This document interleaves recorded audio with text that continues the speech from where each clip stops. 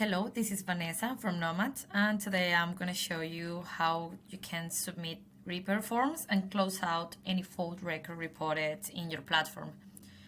In the screen, we can see that we are in the mechanic app, so the first step will be to go into the fault repair section.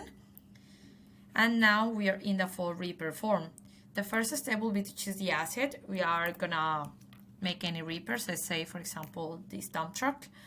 When we choose the asset, then automatically the repair form is going to open for us.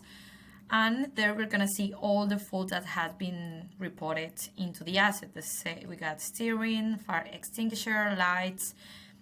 These are all open faults. So in order to close them down, the mechanic, when submitting this form, needs to choose the faults that had been repaired. And in the case there's a new one, they just need to click on add a new fault, select the severity, the details. If they want to add any pictures, they can also do it.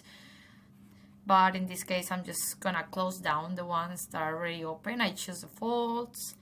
Now I just type in the readings of the assets. I need to provide the root cause, the test conducted, any parts used. And when I already fill out all the required fields of the repair form, I just click on, I sign it, of course, and then I just need to click on submit. Now that I did this, the page refreshes and you see that the only fault open under this asset is going to be the one that I didn't click, that I repair it.